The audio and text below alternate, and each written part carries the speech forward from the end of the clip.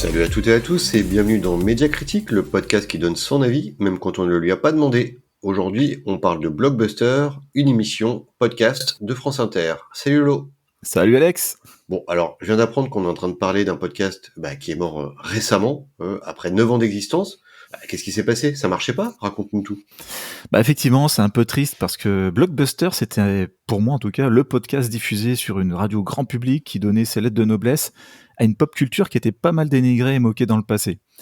Alors, il faut imaginer un peu toute une génération de gamins, dont je faisais partie, qui a grandi dans les années 80, 90, et puis qui, malgré elle, avait un peu honte d'aimer les dessins animés Dorothée, les albums Strange, Stephen King, les jeux de rôle, les jeux vidéo. Et puis voilà qu'arrive Frédéric Sigrist en 2017, humoriste politique de formation, fan absolu de Superman et de manga. Donc en gros, il arrivait un peu de nulle part. Et puis il se retrouve aux commandes d'une émission qui va donner sans complexe vraiment ses lettres de noblesse à ce type de cinéma, de littérature, de séries, de comics, de musique, de jeux vidéo, de webtoons, vraiment très variés en termes de sujets. Et ce qui était vu un peu comme des sujets de niche, plutôt geek jusqu'à présent, devenait tout à coup grand public. Et puis franchement, c'était génial. Alors, c'est vrai que ces sujets avaient autrefois une diffusion plutôt confidentielle, mais avec un côté très amateur. Comment c'était la production du coup de Blockbuster? C'était amateur? Ah non, parce qu'avec les moyens d'une grande radio, on parlait de France Inter, il y a forcément un niveau technique hyper élevé, avec une prise de son claire, nickel, un bon équilibrage des voix. Et puis je pense que on sait, nous deux, que c'est quand même un sujet assez complexe, même si j'étais frustré par des micro-silences dans les échanges, mais ça c'est plutôt du côté de l'animation. Le générique était vraiment sympa, c'est un patchwork d'extraits vidéo, de musique western, d'autant plus que il arrivait après une série de témoignages d'auditeurs sincères et émouvants, donc vraiment le démarrage était top, moi j'adorais. Puis là, au sein de chaque épisode, l'intégration d'extraits culturels toujours soignés, bien dispersés, et puis l'animation de Frédéric Sigrist, toujours passionné, dynamique, sincère. Ah oui, parce que quand même, quand on te donne les manettes d'un joujou d'enfance, on se sent plutôt aux anges et ça se sentait. Alors la pop culture, c'est quand même un sujet assez vaste et divers, il y a à boire et à manger. Est-ce que avec ça, Frédéric arrivait à tenir une ligne éditoriale claire avec des sujets qui étaient tout le temps intéressants pour le grand public? Sur le principe, ça paraît un peu la limite du concept, hein, parce que pour apprécier un univers de Jack Kirby, Stromae, en passant par Jules Verne, ou le mangaka Naoki Urasawa, ou Final Fantasy VII, ça peut perdre un peu le grand public.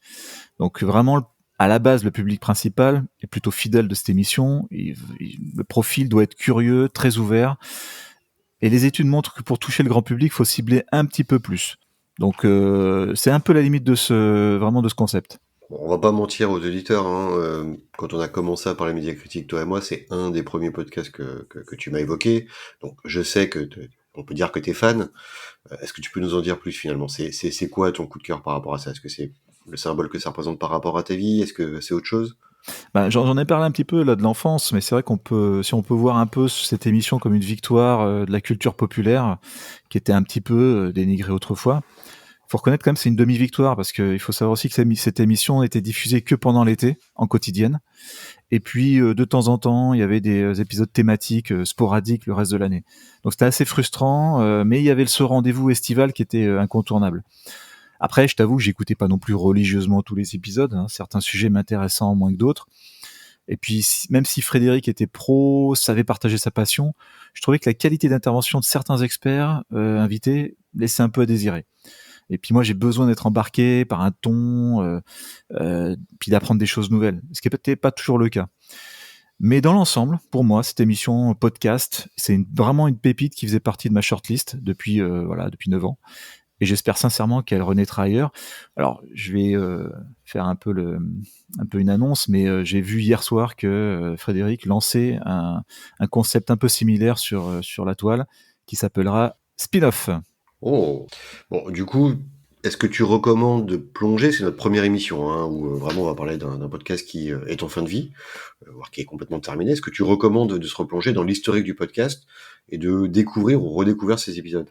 Ouais, tout à fait, parce que c'est une émission un peu intemporelle, hein. C'est une sorte de bric-à-brac de pop culture des 50 dernières années, voire au-delà d'ailleurs, parce que quand tu vois qu'il y a un épisode dédié à Victor Hugo, qui était l'homme populaire par excellence au 19e siècle, ça montre vraiment l'éclectisme.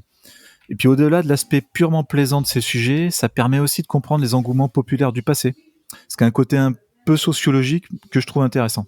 Bon, ça sent le fan service tout ça, donc forcément, si on est fan de pop culture et qu'on aime le cinéma, le manga et la BD, on doit foncer. Merci Lolo. Merci. Et à la semaine prochaine. Ciao ciao. À bientôt.